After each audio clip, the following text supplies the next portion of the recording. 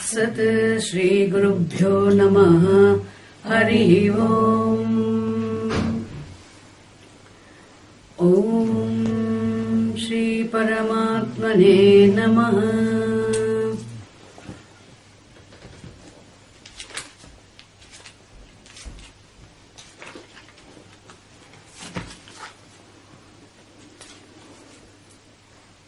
Mukam karoti vachalam pangum langhayate girim yat krupatamaham vande paramananda madhavam. Om Shri Paramatmane Namaha.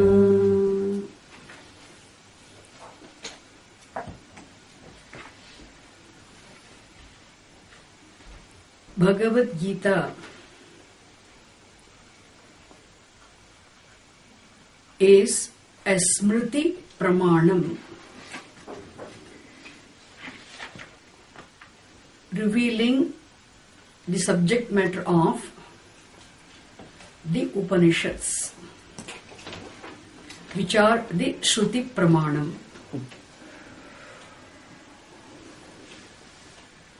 This Bhagavad Gita is known as Brahma Vidya because Bhagavad Gita serves as a means of knowledge of the reality, like the Upanishad. And it is also called Yoga Shastram because Bhagavad Gita teaches the way of life, the values, the disciplines, in order to prepare one's mind for this knowledge. Therefore, it is called Yoga Shastra.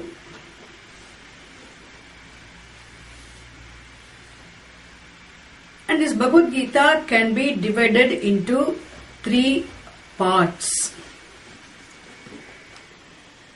Each part consisting of 6 chapters is called Shatkam. So Bhagavad Gita consists of 3 Shatkams. The first set of 6 chapters called Prathama Shatkam. Second set of 6 chapters is called Madhyama Shatkam, the middle part of 6 chapters. And the third or the concluding part of 6 chapters called Charama Shatkam or Antima Shatkam. So Prathama Shatkam, Madhyama Shatkam, Charama Shatkam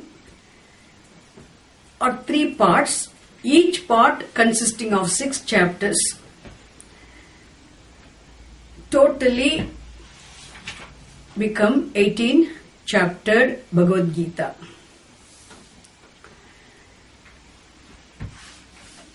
And we know very well there are many Mahavakyani, there are many Vedantic declarations in the Upanishads, and 4 of them are always very well known as the sample Mahavakyam of each Veda. There again, the Mahavakyam from the Chandogya Upanishad of Samaveda, the Tattvamasi Mahavakyam is very popular, and which is a Mahavakyam, and any Mahavakyam reveals the identity between the individual, the microcosmic being, and the total, the macrocosmic being. So Mahavakyam reveals the non-difference between the individual being and the total being. It reveals the oneness of the truth of the individual and the total. We say Jivatma Paramatma Swarupa Aikya Jnana Pratibodhakam Vakyam. Aikya Swarupa Aikya Pratipadakam Bodhakam Vakyam. A statement which reveals the oneness of the truth of the individual being and the total being is called Mahavakyam. And here, this Mahavakyam Tattvamasi consists of 3 words. Tat, Tvam, Asi. And here the Tvam is a second person singular pronoun. Tat is a third person singular pronoun. And this Tvam, the second person singular pronoun, has 2 meanings. The primary literal meaning and the implied meaning. The primary meaning is Vachyarthaha. The implied meaning is Lakshyarthaha. Similarly, the word Tat also has Vachyarthaha and Lakshyarthaha.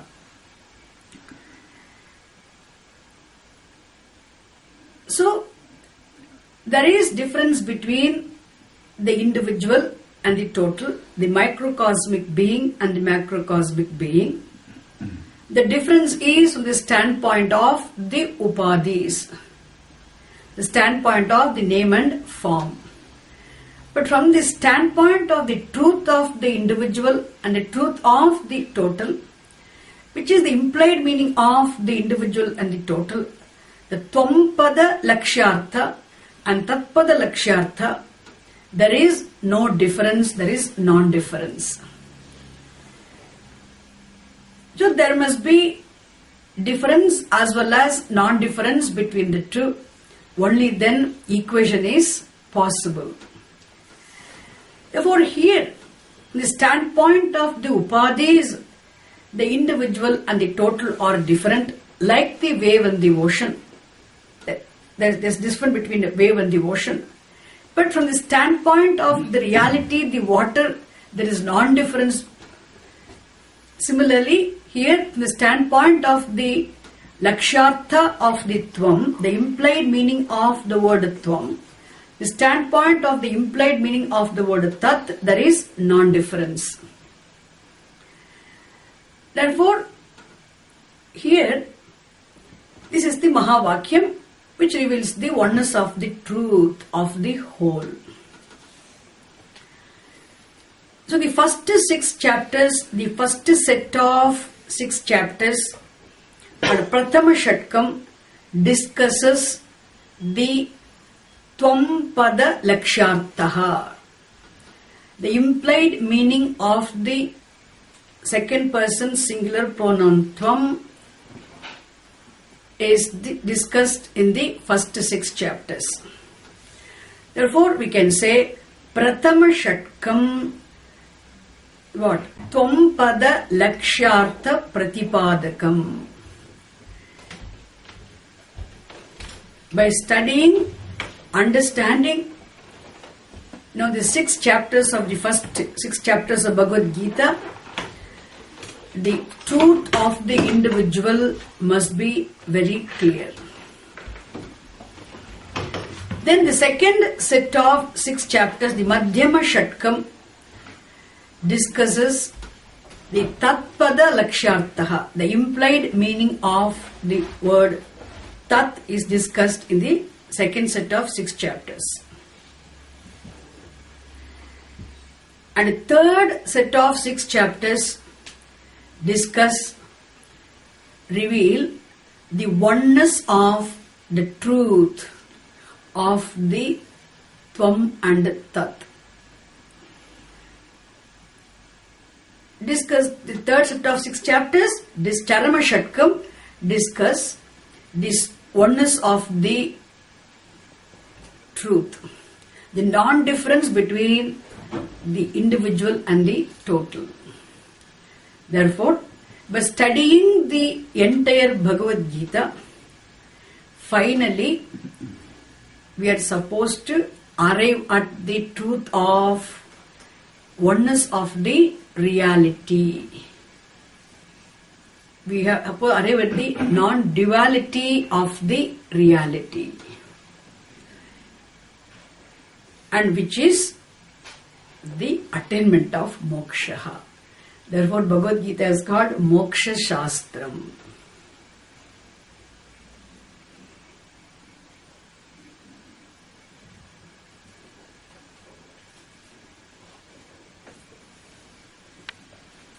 And here we have taken up this 6th chapter this time. The 6th chapter is entitled as Dhyana Yoga or Atma Sanyama Yoga. So Dhyana Yogo Nama Shashtodhyaya. Atma Sanyama Yogo Nama Shashtodhyaya.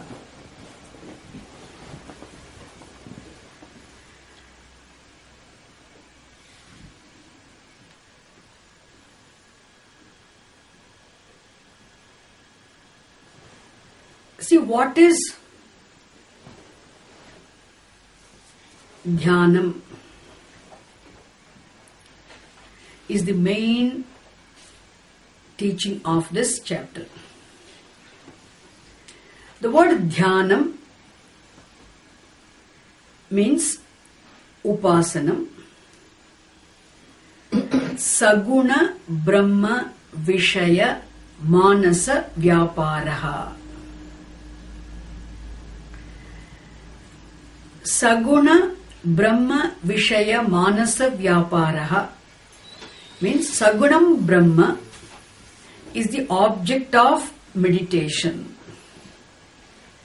The object of your focus, attention, is Ishvaraha, the Sagunam Brahma. It is meditation.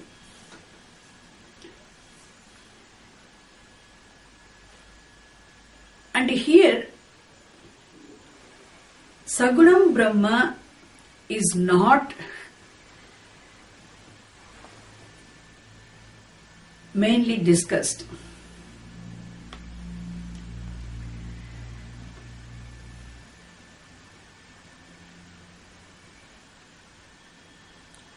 So this Saguna Brahma Upasanam, Saguna Upasanam, Saguna Dhyanam meditation is a preparatory discipline.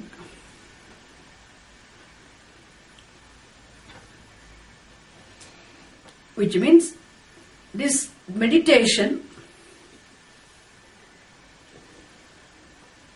has limitation. There's an advantage of this meditation. There's a limitation of this meditation. What is the advantage of this meditation? Practice of this Saguna Dhyanam, Saguna Brahma Dhyanam, Saguna Ishvara Dhyanam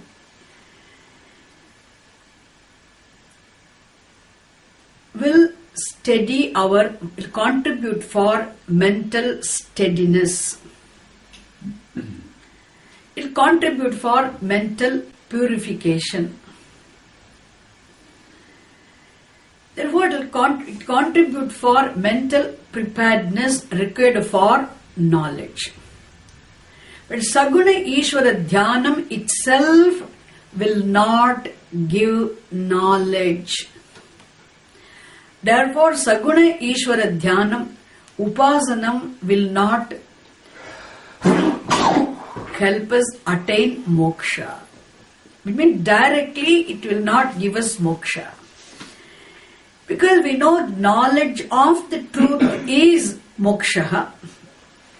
And knowledge is moksha. Knowledge is freedom.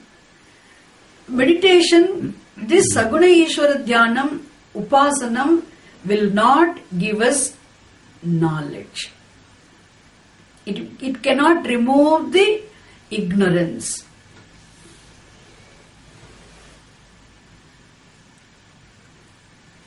What is that which will remove our ignorance? Knowledge alone will remove ignorance. For what is the Jnana sadhanam? What is the means of attaining knowledge here? Is meditation or Jnana yoga. Be very clear. Will meditation give us knowledge? This upasanam will not give us knowledge means, then what will give us knowledge? It is the Jnana yoga, pursuit of knowledge alone will bless us with knowledge. And pursuit of knowledge means what? How should knowledge be pursued? So the pursuit of knowledge involves 3 steps: Shravanam, Mananam and Nididhyasanam. So what is Shravanam? Shravanam is studying the scriptures regularly, systematically, consistently, constantly, continuously, under the guidance of a competent teacher who knows the sampradaya, a sampradaya-with teacher, for a length of time, is Shravanam. Shravanam definitely done properly will bless one with knowledge. Shravanam will bless one with knowledge. But knowledge one attains through Shravanam maybe will or can be doubtful knowledge. So doubtful knowledge is as good as ignorance. Therefore, the knowledge gained through Shravanam, listening to the unfoldment of the text, Vedantic text by the teacher, this knowledge should be followed by Mananam. Mananam again reflecting upon what has been heard, retained, understood. Thereby seeing the limitations, seeing the fallacies in all other views,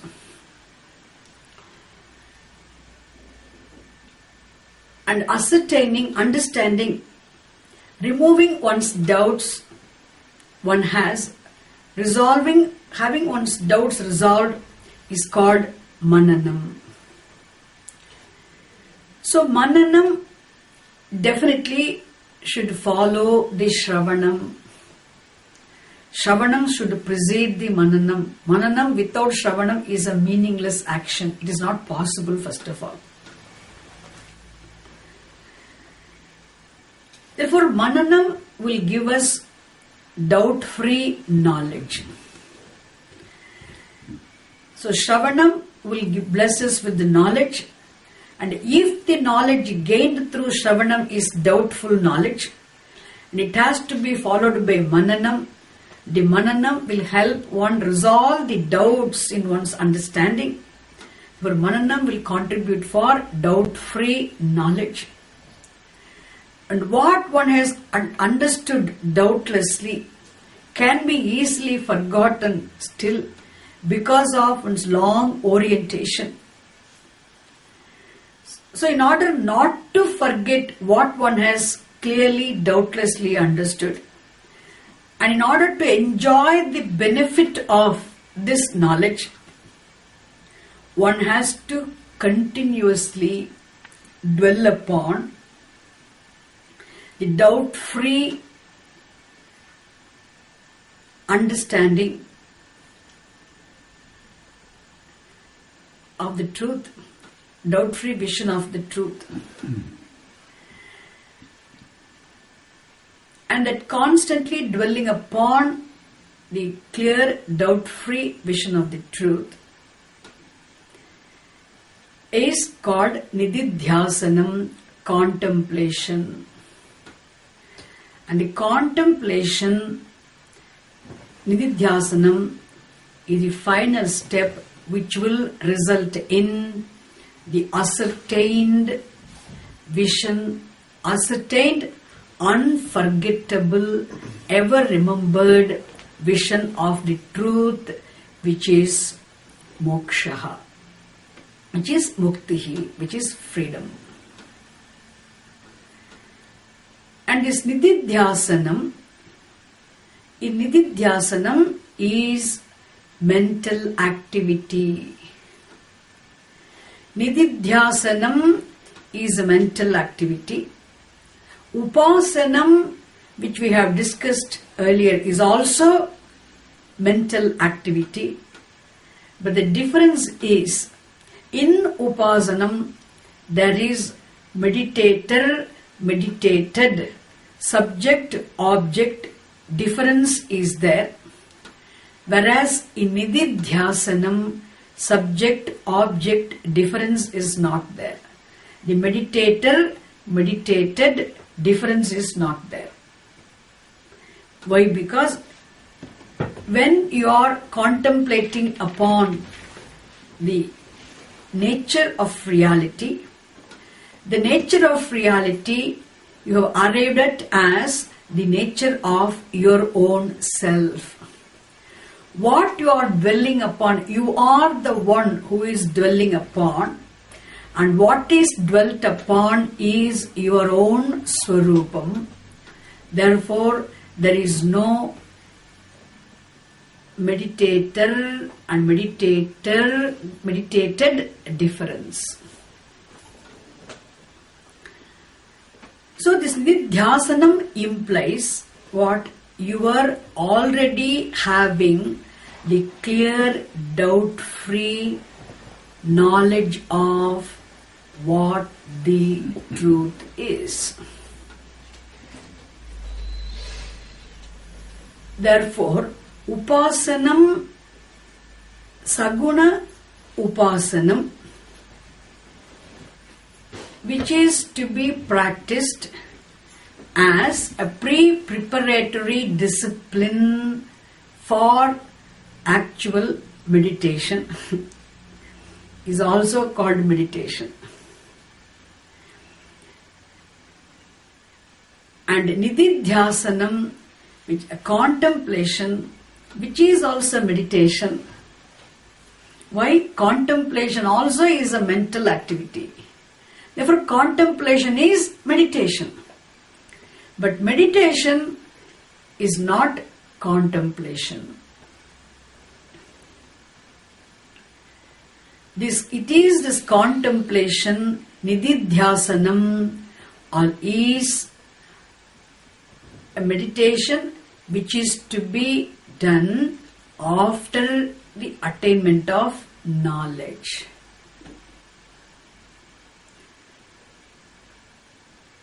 So what is to be practiced before the knowledge and what is to be practiced after the knowledge? What is to be done after the knowledge? Therefore, a spiritual seeker, a spiritual aspirant who has Purushartha Nischaya, who is a mumukshu, who is a jigyasu, definitely would know this difference. But definitely should know the difference. that the spiritual journey of the person involves 3 stages.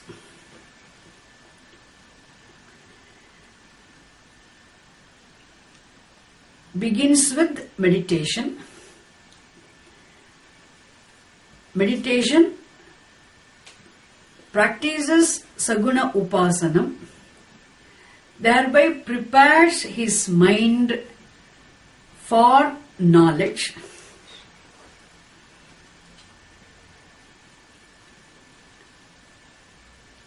And by studying, by going through Jnana Yoga in terms of Shravanam, Mananam, one attains the knowledge.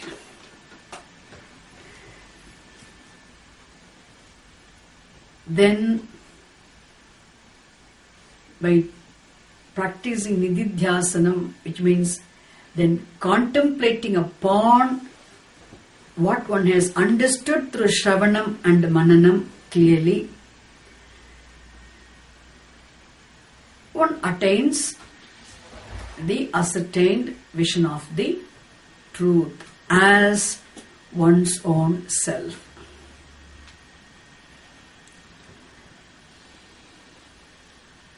And here, the 6th chapter mainly focuses on Nididhyasanam. So, Nididhyasanam, the contemplation, is the main topic of discussion in the 6th chapter.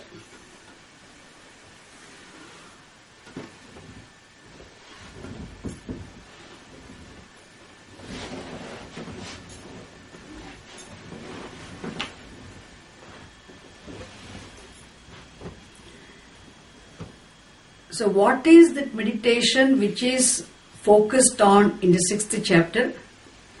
Is it the meditation to be practiced before the attainment of knowledge? Or is it the meditation, the contemplation, which is to be followed for the ascertainment of the vision after the understanding of the truth? Which is here discussed. It is the Nididhyasanam, contemplation. Even though Nididhyasanam is the main topic of discussion in the 6th chapter, the 6th chapter, Krishna discusses other factors, things also. Therefore, we can say the whole chapter as a whole presents 6 different topics. But all the 6 topics are not discussed one by one in order. There's no order here. All the 6 topics are not discussed in a proper order, because Krishna's teaching was not a prepared talk to Arjuna. He was just talking, giving the vision as a person of fullness, as a person of vision, and he was giving the vision to Arjuna. Therefore, he just talked, and all these 5 topics or 6 topics are really found, you can say, they're strewn all over. So we have to understand which are the verses which discuss which topic. We have to understand. But Krishna begins the chapter, opens this chapter with the verse on Karma Yoga glory. He The opening verse of the 6th chapter presents the glory of Karma Yoga. Glory of the Karma Yoga is given in the form of the glory of a Karma Yogi. So Karma Yoga comes under what we have to see here. As I said, the 6 chapters discussed here are, let us see one by one first for our understanding, then we can go into the chapter. Bahiranga sadhanam or Bahiranga sadhanani or Samanya sadhanani means disciplines to be followed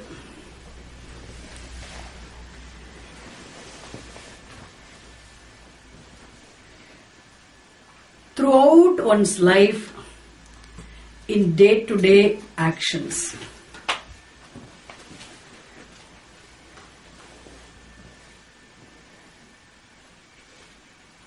So this Bahiranga sadhanani or Samanya sadhanani are said to be general preparatory disciplines. And these disciplines should be followed always in our day-to-day actions, in day-to-day life. Not only before the meditation. Every day once you get up, when you begin our life, until you go to bed, in all our actions, in the whole day's transactions, we have to consciously follow these disciplines. Therefore, they are, we say, the general preparatory disciplines called Samanya sadhanani or Bahiranga sadhanani. So, Karma Yoga comes under this Bahiranga sadhanam.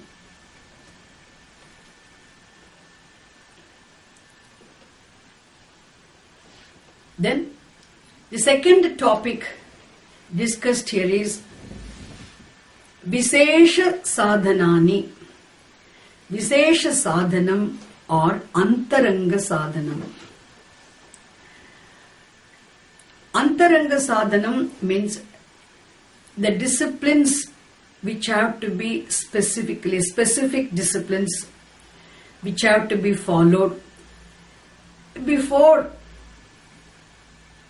the practice of meditation.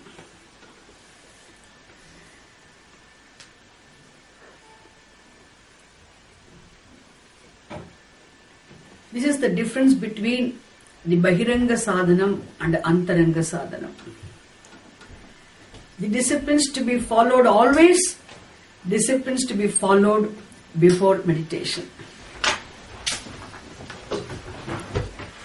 But we are going to see elaborately when we are going to do the verses. It's only here initially briefly this whole teaching is presented here.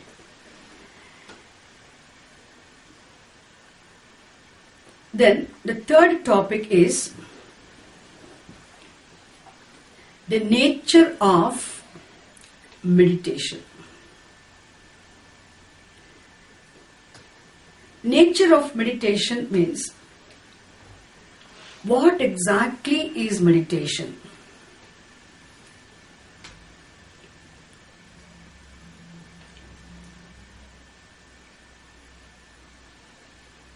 Does meditation mean knocking off the mind? Does meditation mean dropping of thoughts? Does meditation mean killing or destruction of the mind? Does meditation mean transcending, completely going away from the mind.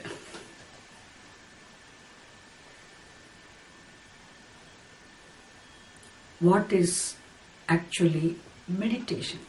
What is nature of meditation? Jnana Swarupam Kim. This is the third topic of meditation.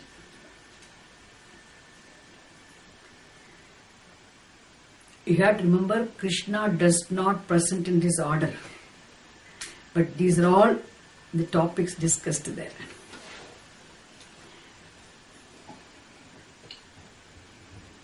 Then,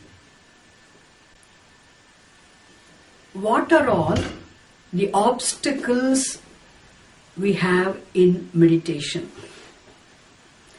The next topic is the obstacles one faces in meditation, and the means of overcoming those obstacles.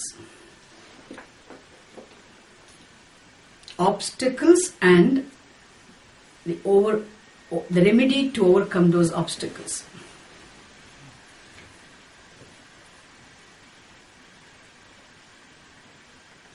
There are many obstacles discussed, but here Krishna discusses only one main obstacle, and he presents the remedy also. And the fifth topic is the benefit of meditation.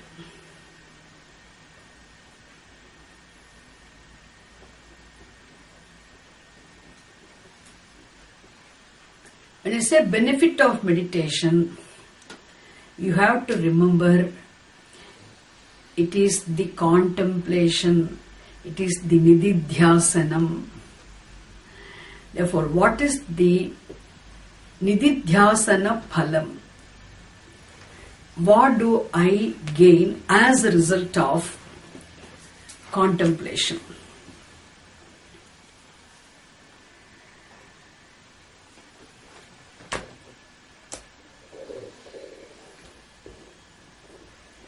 People may have many doubts.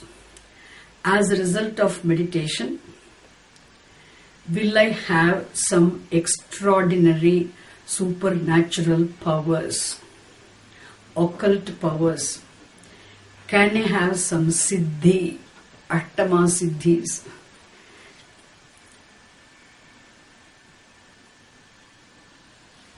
Or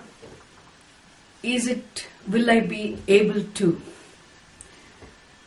read all others' minds, know beforehand what they are thinking?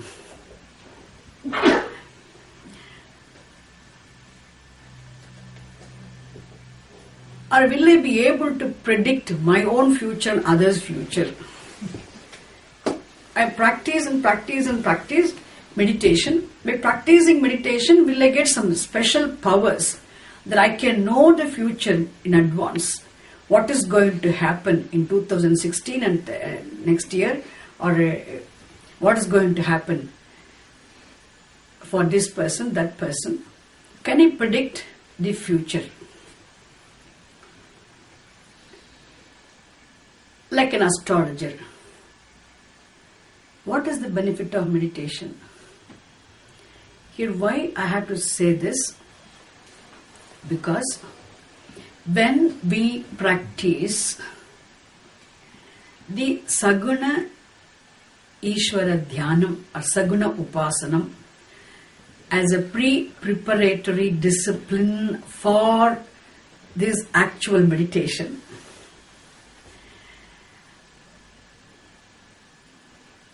as a result of practicing that Upasanam, one may get many results as a byproduct of the practice of meditation. And our Shastram itself prescribes many in Upasana Khanda. Our scripture itself prescribes many meditative techniques and practice in which one can have varieties of results.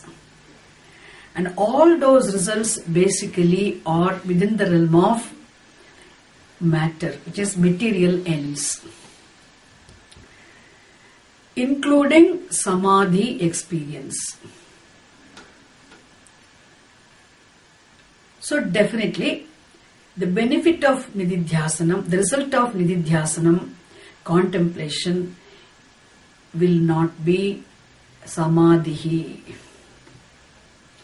Samadhi experience is not the result of meditation. Accomplishment of any special powers is not the benefit of nididhyasanam.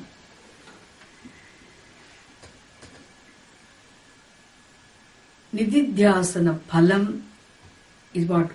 Nididhyasanam will not give us knowledge. Nididhyasanam is what? Practice after the knowledge. In fact, nididhyasanam is all the time being with the understanding of the fact one has already understood through Shravanam and Mananam.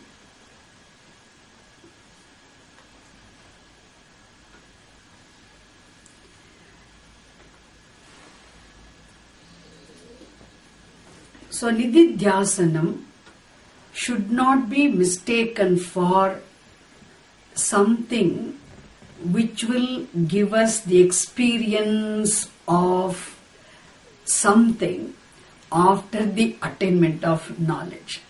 I have attained the knowledge through Shravanam and Mananam. Now nididhyasanam will bless me with some new experience.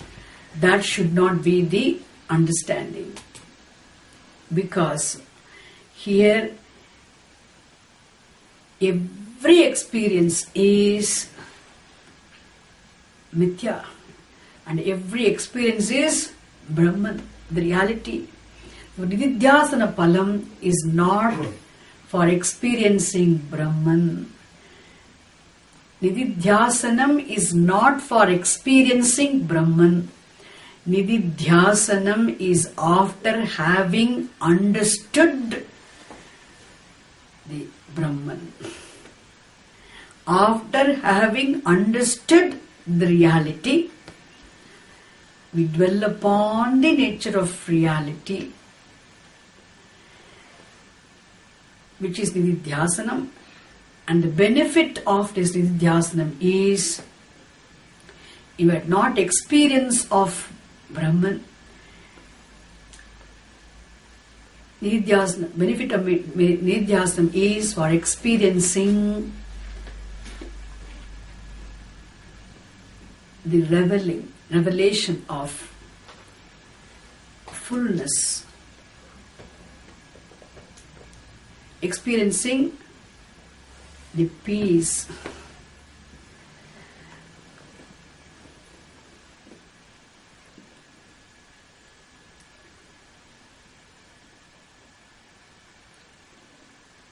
we experience the benefit of knowledge. Nididhyasanam is for experiencing the fruit of knowledge, not for attaining knowledge or not for experiencing Brahman.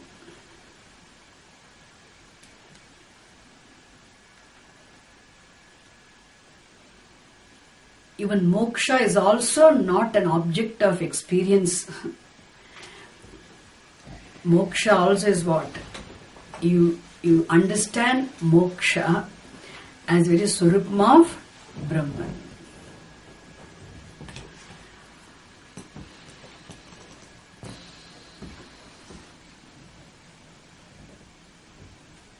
In fact, experience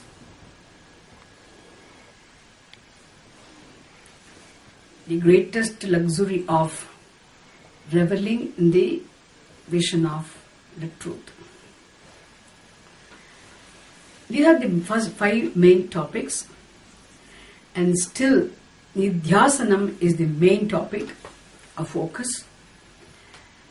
And the next topic is not associated, connected to this particular subject matter.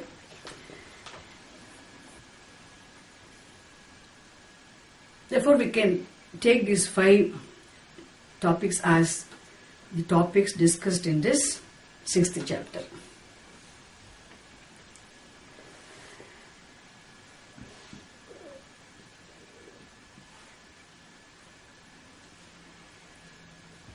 Our Puranas, the legends, always depict the Asuras, Rakshasas. And all those Asuras Rakshasas were great meditators, Upasakas. And as a result, by practicing meditation, they had lot of Siddhi powers also. They had all sorts of powers. Because they had the powers, they wanted to, and they abused the powers, which means, abuse the powers means what? They abuse the powers for arthakamas through wrong means. To have arthakamas through wrong means. That is why they are called Asuras and Rakshasas. Therefore, Bhagavad Gita 6th chapter is not interested in helping us, even though the meditation as a discipline is very important. The meditation as a preparatory discipline is not emphasized here. What is emphasized here is the Upanishadic meditation, Vedantic meditation called Nididhyasanam, the contemplation. Therefore, one thing you have to remember, this Nididhyasanam will not give us knowledge, because Nididhyasanam itself is after attaining knowledge through Shravanam and Mananam. And Nididhyasanam is only for ascertaining what you have understood through Shravanam and Mananam. Okay, so with this background, now let us begin the 6th chapter.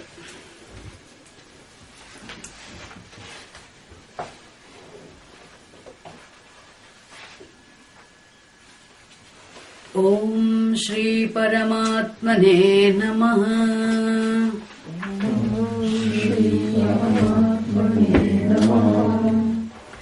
Dhyana Yogo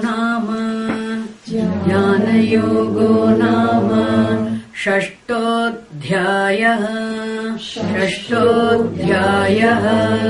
Shri Bhagavanuvacha Anashritah karma phalam Karyam karma karoti yah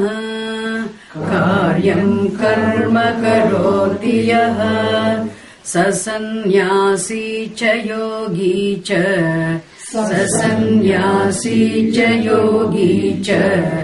Naniragnirna chakriyah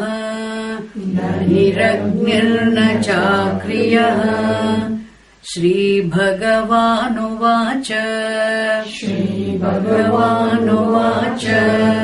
Anashritah karma phalam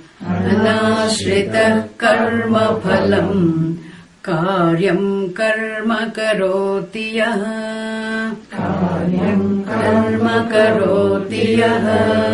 Sasannyasi cha yogi cha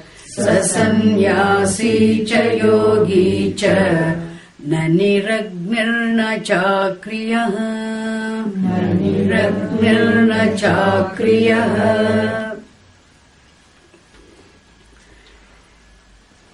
The first verse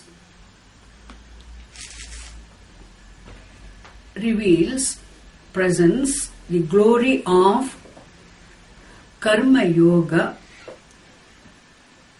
by glorifying a Karma Yogi.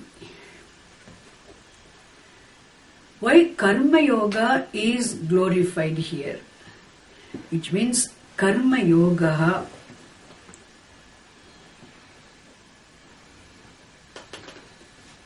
comes under the Bahiranga Sadhanam.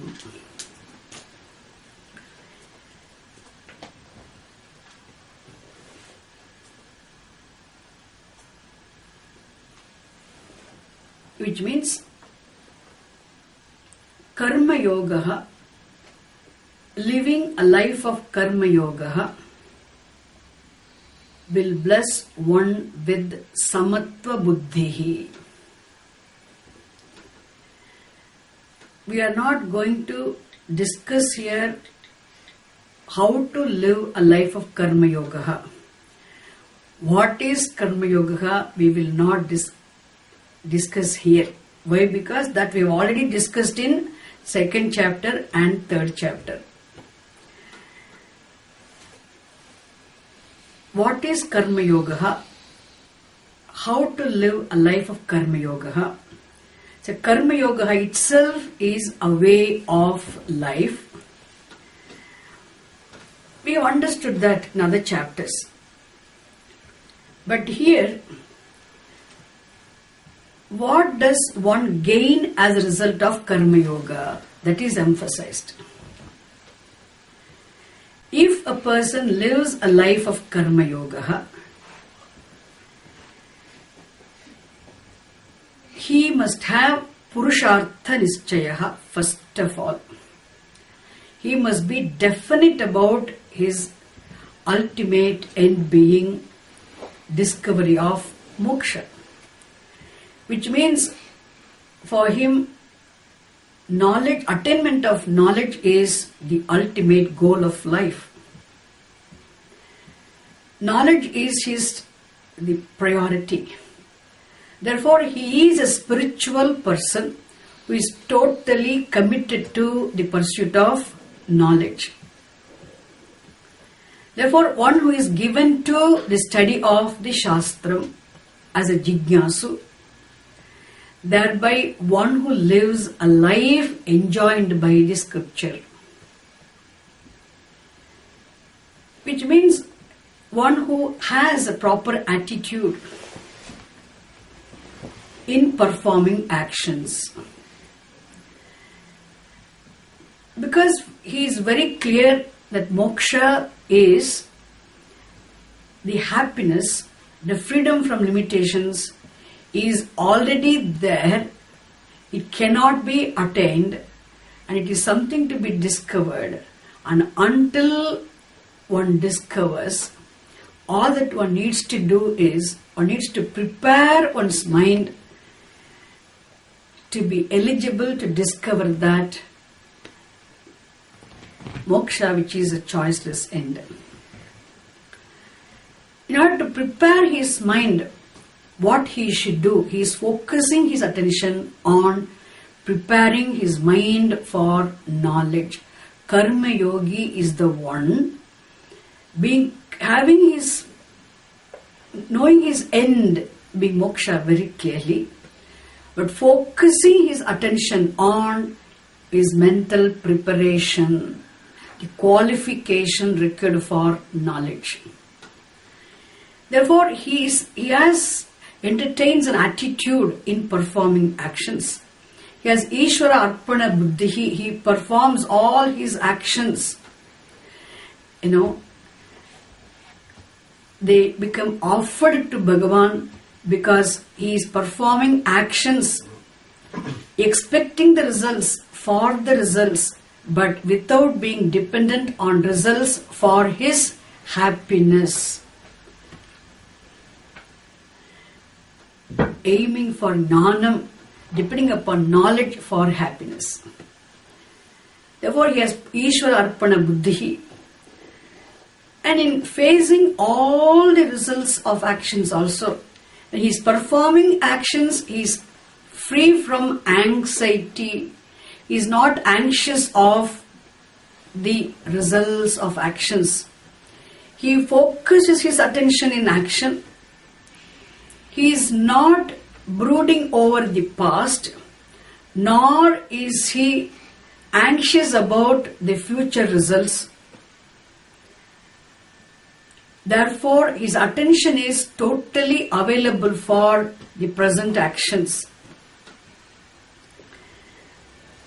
And when he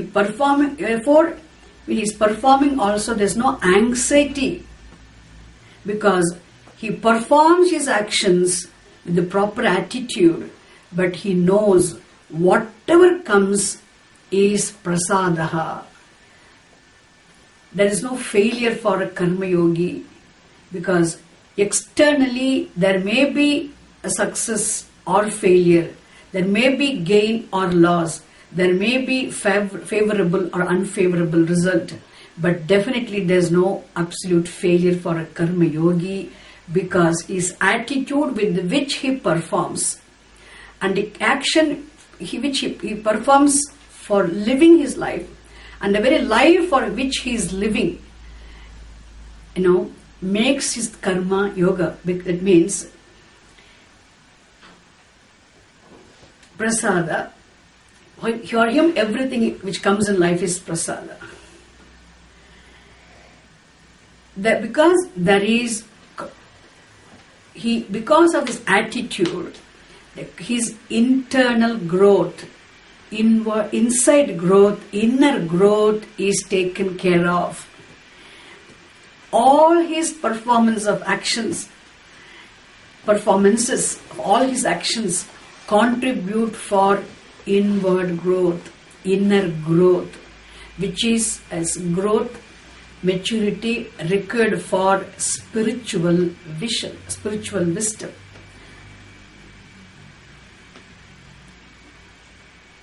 Therefore, he has prasada buddhi,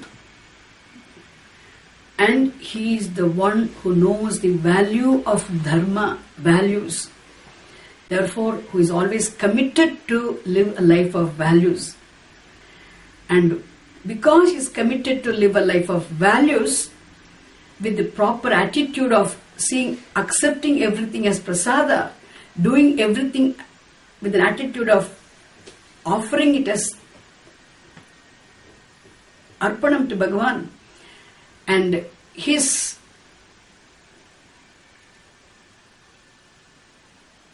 life is filled with grace of Bhagavan, because there is no second he is forgetful of Ishvara. It is the attitude, Ishvara arpana buddhi and prasada buddhi and commitment to dharma, these three factors now remind him all the time of Ishvara.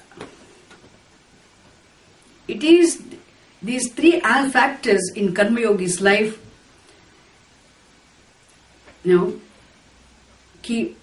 makes Bhagavan be there. These three factors bring Bhagavan there in his life. His life is Ishvara's grace-filled life.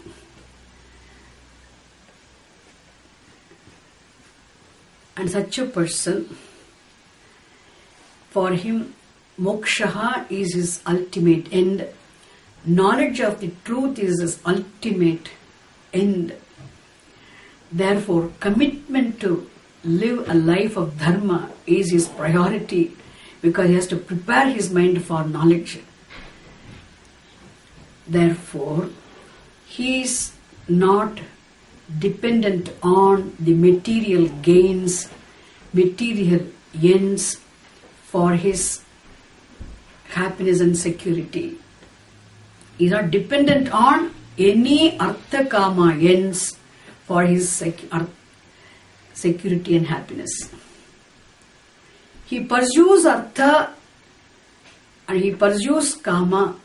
He does have desire for artha, he does have desire for enjoyment of pleasures, but they're only for living this life but he pursues artha and kama in conformity with dharma, ultimately for moksha. This is his way of life. He pursues artha and kama. But artha kamas are only relative ends. They are required for living this life. But for him, the life is lived for moksha. Therefore, he pursues artha and kama in conformity with dharma, ultimately for moksha. He is karma yogi, which means if the choice is given, whether he wants, if the two things are given, artha kamas are given, moksha is given, if he is asked to choose one of the three, he will definitely choose moksha, not artha kamas. It does not mean he hates artha kamas. He knows the value of artha kamas. He knows the importance of artha kamas. Wealth, money, pleasures, he knows the necessity of all of them. At the same time, what are the relative ends? What is the ultimate end? What is for what? He knows very well. Wealth, money, etc., all arthas are not for moksha, he knows very well. But they are required for living this life. Enjoyment of pleasures is not for moksha. Definitely, they can't give moksha. They are required, but they are required for living this life. But even though they are very necessary, they are necessary for living this life, they should not be pursued at the cost of dharma. But therefore, one who knowing the value of dharma, one who pursues artha and kama in conformity with dharma, ultimately for moksha, is a karma yogi. So therefore, here Bhagavad Gita glorifies him as what? He is a real meditator. He is, it's a glorification. He is a real sannyasi. A karma yogi is praised highly as a meditator. Even though he is not a meditator, he is praised as a meditator. Even if he is not a sannyasi, externally he does not wear the saffron robes. He does not wear, he does not have any sign of the all sannyasis. Still he is a sannyasi. Karma yogi is a yogi, means meditator. Karma yogi is a sannyasi. Why? First verse he says, Anashrita karma phalam. Anashrita karma phalam. Karyam karma karoti yaha. Karyam karma karoti yaha. So yaha, he who karoti performs. He who performs what? Karyam karma. He who performs the actions which have to be performed. What are those actions which have to be performed? Those actions prescribed by the scripture. So actions are prescribed in the scripture. Two types of actions are prescribed in the scripture. Actions which have to be performed for accomplishing artha, kama, wealth, performed for accomplishing the enjoyment of pleasures. And also actions prescribed for one's own emotional maturity, inner spiritual growth.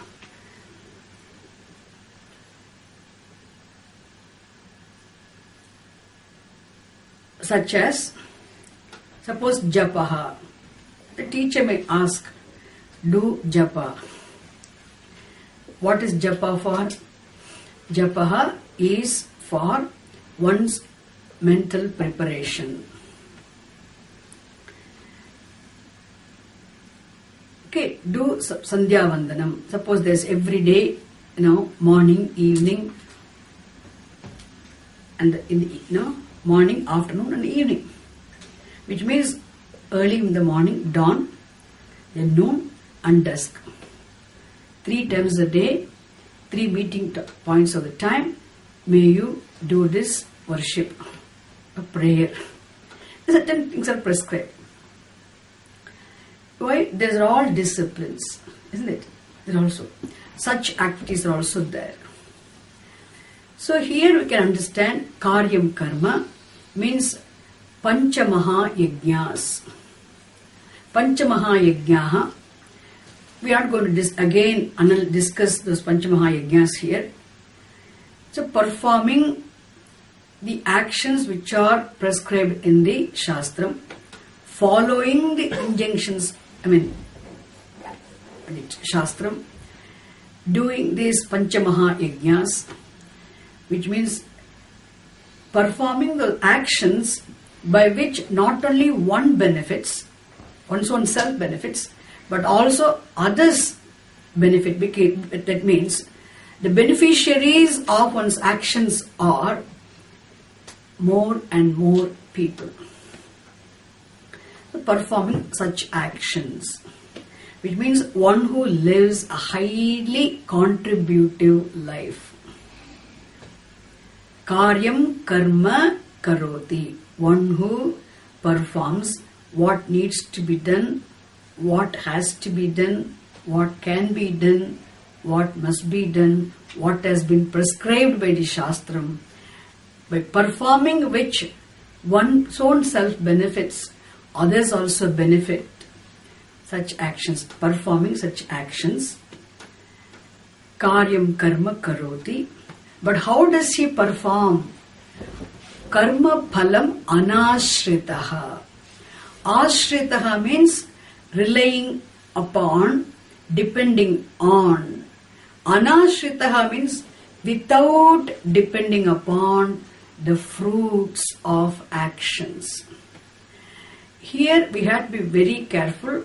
Krishna does not say without expecting the results. He only says without depending upon the fruits of actions for his security or happiness. Without depending upon fruits of actions means what? A fruit of any action must be what? Artha or Kama. A fruit of an action cannot be Jnanam or Moksha. Which means not having any concern for the material ends. He wants material ends. He knows the value of the material ends in terms of arthakamas. He knows the necessity of the material ends. Therefore, he performs actions for material ends. Expecting the material ends, he performs actions, but he has no concern for the material ends, means he is not dependent on the material ends for his happiness and security. So, karma phalam anashritaha, karyam karma yaha karoti, one who performs his duties without being dependent on the material ends for his happiness and security. And such a person, saha yogi. Yogi means meditator. A karma yogi, whether he practices meditation or not, still he is a meditator. You know why he is a meditator? Because when he is performing an action, he is conscious of living a life of dharma, which means he is very focused. Without being alert, without being focused, it is not possible for one to live a life of dharma, a life of morality, a life of ethics. Because there is no yoga, karma yoga, without following values, disciplines in one's actions. Therefore, he is committed to live a life of dharma. Therefore, he is focusing, and he has Ishwararpana Buddhi, because all the time he never forgets moksha being his ultimate end.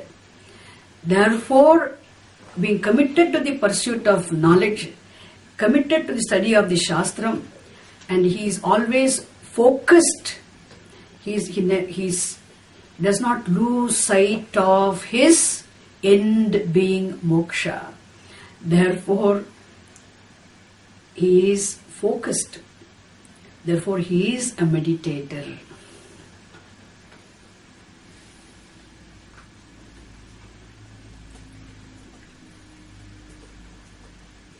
Why? Because the important qualification one requires to have for meditation is samatvam, sameness of mind, equanimity,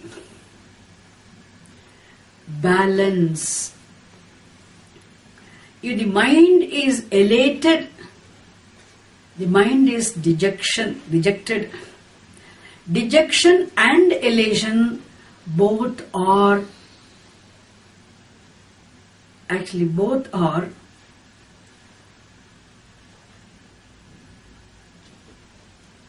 disturbing the mind, which means both contribute for mental disturbance.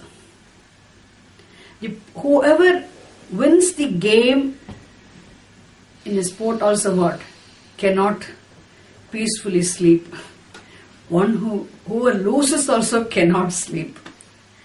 Which means what? One cannot be balanced.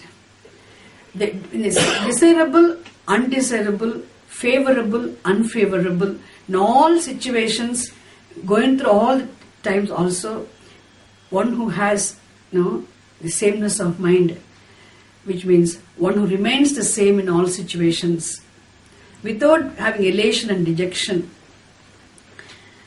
is said to have the balanced mind, is samatha buddhiman, one who has the mental equipoise, and such a person alone can focus, meditate.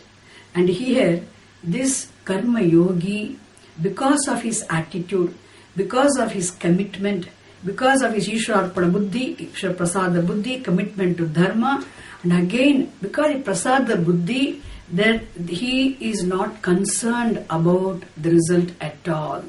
He expects the result, but for him any result is okay. There's no anxiety about the future result. Karma yogi is the one who lives in the present, which means it is only for karma yogi it is possible to live in the present. Why? Because he will not be worried about the past. He will not be anxious about the future result. Because it is prasada, because he has prasada buddhi. And whatever comes is prasada. Second thing, he is not dependent on the result for his security and moksha. He knows, therefore, he is the anxiety-free minded is a karma yogi. That anxiety-free minded is the one who can have this equanimity. He is the one who can remain the same in all situations. And that samatvam, the sameness of mind, is something which is very important qualification for the meditator. Relative. Therefore, karma yogi is said to be the meditator even if he is not practicing meditation.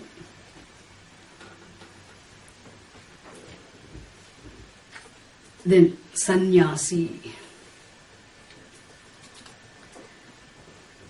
Sannyasi cha yogi cha. He is a sannyasi. Why he is a sannyasi? He is not wearing saffron robes. He has not taken sannyasa in the bank of Ganga from some on Swami.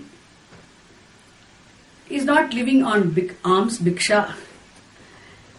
He is not looked after by society. He is living his life, doing his duties, earns his money. He is married, family, relatives, everything is there, but still he is a sannyasi. Why Karma Yogi is a sannyasi? Because what has he renounced? He has renounced the concern for future. He has renounced the concern for, results of actions.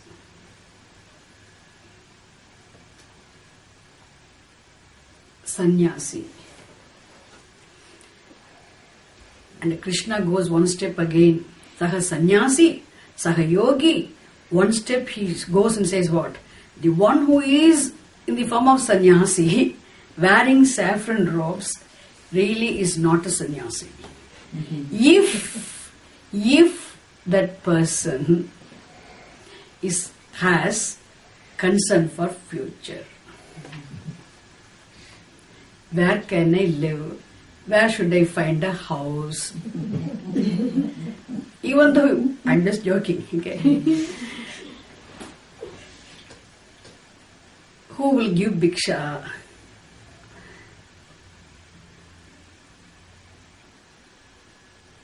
Will they bring some rava idlis?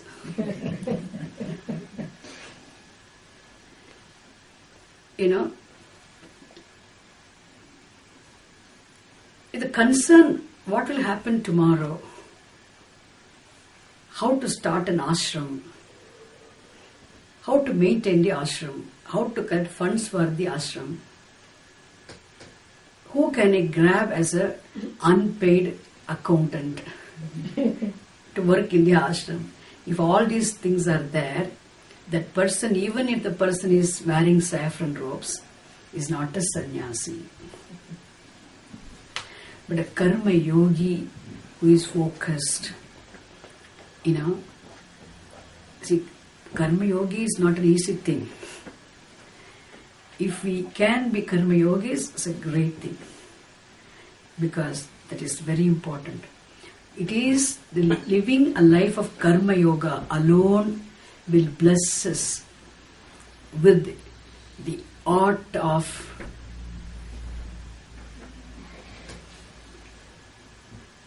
learning to remain the same in all situations.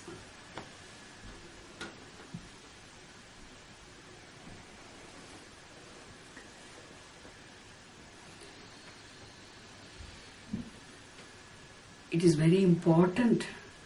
This is the art of living. Karma yoga is an art of living. The way of life is an art of living. And this, what is it we learn? We learn to, this will teach us really to learn. We learn to remain the same, to maintain the equipoise of the mind. Learning to maintain the equanimity, the equipoise of the mind in all situations itself is a great art. It is Karma Yoga will bless us with it. Therefore, he is a yogi, he is a sannyasi, not the akriyaha. Na niragnihi. Na niragnihi means, agnihi means literally means fire. Niragnihi means one who has taken to a life of sannyasa, renouncing, made a vow to renounce all the performances of all the rituals, fire rituals. So after taking sannyasa, one is not supposed to perform all the fire rituals. There's a commitment made. Niragnihi means the day if a man takes to a life of sannyasa, and he must be having, before taking the life of sannyasa, he must be having the sacred thread, which he would have got it at the time of Upanayanam, when he was very, very young. When he was initiated into the study of the Shastra, and he would have been given this sacred thread. And that he would have been having throughout his life, all the ashramas. And when he takes a life of sannyasa, externally, when he goes through the ritual of, taking to a life of sannyasa, and he would have had this sacred thread, he would have broken and thrown away in Ganga. And that day onwards, and he is not eligible, he should not be performing any more rituals. What should a sannyasi be doing? He must be Shravanam, Mananam, Nididhyasanam.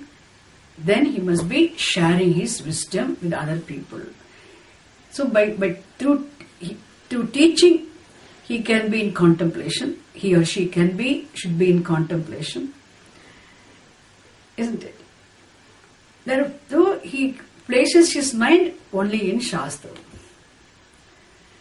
Without that, the person is worried about other things, means then definitely that person is not a sannyasi. Na niragnihi, na cha akriyaha, not the non-performer of actions. Akriyaha means, so simply not doing any actions, non-performance of actions, or non-performance of rituals, or remaining as externally as a sannyasi does not make one a sannyasi. One may look a sannyasi, one may claim oneself to be a sannyasi, but one is not a sannyasi. Sannyasi is the one who is not anxious about his future, one who is free from anxiety about future.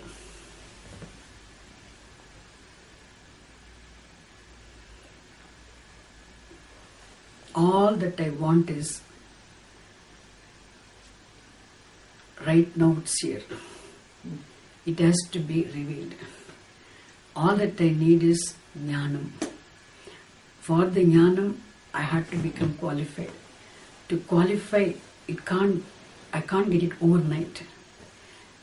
With patience, prayerfully, worshipfully, and as an offering, everything I do as an offering to Bhagavan, with totally committed to live a life of dharma, and seeing everything as prasada. Anything I do, anything that comes, I need it, but that is not my concern. If there such a person is a sannyasi, a yogi. Na niragnihi, na akriyaha. Okay? Therefore, Bahiranga sadhanam. What is the Bahiranga sadhanam? What we have to do, follow throughout our life, means always we should know. All our efforts must be to understand what is Karma Yoga. How I can understand and live a life of Karma Yoga. If I live a life of Karma Yoga, then that is the only way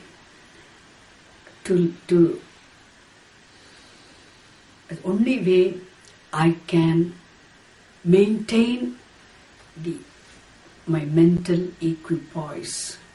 Without maintaining this mental equipoise, there is no way of being meditative. Which meditation? Any meditation. Whether it is Upasanam, whether it is Nididhyasanam. Definitely, we are not interested in Upasanam. We are interested in Nididhyasanam. For Nididhyasanam, even for Shravanam, even for Jnanam, even for Mananam, even for Nididhyasanam, it is very important for us. What is important in life is the mental equipoise. remaining the same.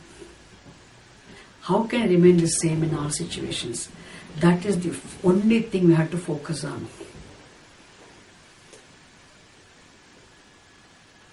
When something unpleasant happens or something pleasant happened before, I'm not thinking of what has happened before. Or I'm doing something, I'm not what's going to happen in future. No. Whatever comes is prasada. What no? Which means there is no anxiety. Isn't it? Then what happens? That samattva buddhi, samatvam is very important qualification for meditation. How to remain balanced. People think by practicing meditation they can become balanced. No. Practice of upasanam will not help you become balanced. Becoming balanced is possible only if when you live your life consciously. Go sit in meditation for some time. I mean, not to nidhyasanam. Okay, I practice meditation. Some namajapa I do, something I do. That's all good. I'm not saying meditation is useless. Definitely any meditation you practice is good. It will calm your restless, agitated mind. It will calm. It will quieten your restless mind. No doubt. Even though meditation will definitely not remove your ignorance, it will make the highly disturbed, turbulent, agitated mind a calm mind. But here, what is important is equipoise. Why? Because we do not have two minds. Which means unpleasant thing happened. So I should forget the past. To forget one mind and remember all the good. To remember only what is important now. That for that one mind. There's one Tamil song. Niranduma nambendum Marandu vahala ondru ninithu vahala ondru. So we don't have two minds. Only one mind is there. And with that one mind alone, and as when you are living in this world, you had to earn arthakama, which means you have to transact with the people in the world. And when we transactions, involved in transactions means we are dealing with the people, means other fellow beings and other creatures in the world, other things in the world. Definitely our minds are subject to get agitated. There will be whether conversation between husband and wife, conversation between the teacher and the student, conversation between any two friends, or any interaction between the manager and the subordinates. Definitely anything can contribute for irritations, contribute for anger or jealousy or hatred. It is possible. And with all those things, it is not possible for the mind to forget. We'll come back home with all of them. And again at home also, children or wife or husband, with them also there may be some desirable, undesirable, situations arise. Then what happened with that? If you go and sit, the mind won't be really balanced. Therefore, this is the significance of, practicing this Bahiranga Sadhanam. That comes with that. Well, all those things. So once if you know how to be non-reactive, so how to see, how this attitude of seeing everything as prasadam helps you not to be reactive. So even if things are there, till once you come down, which means you can, this karma yogi has all those problems, but anger, irritation, jealousy, hatred, or whatever problems, he became victim of, There may be some disturbances may be possible, but still, because of his focus, because of Purushartha Nischaya, because of the commitment to the knowledge, because of this effort to live life of Dharma, he can switch, he can shift his mind, switch off with that part. He can stop it, and at the same time, and he will not think of the future also. His mind will be available for the next thing what he has to do. Now, the past events, past things will not cause any disturbance. Because of the Samatha Buddhi, he is available for present meditation. Understand? That's why Karma Yogi is a yogi, meditator we say. One who lives a life of Karma Yoga alone can learn this art of maintaining the mental equipoise in all situations. That remaining balanced in all situations is an important qualification for meditation, which one can gain only by living a life of Karma Yoga. When do you live a life of Karma Yoga means what? Which you have disciplines to be followed in order to be a Karma Yogi are followed always throughout your life, day in and day out, isn't it? Throughout the day, in the day-to-day actions, always we follow. That is why this Karma Yoga comes under the Bahiranga Sadhanam, which is discussed in this first verse. Okay, we'll see tomorrow. Om Purnamadah Purnamidam Purnat Purnamudachyate Purnasya Purnamadaya Purnamevavasishyate. Om Shanti Shanti Shanti. Hari Om Tat Sat. Shri Gurubhyo Namaha. Hari Om.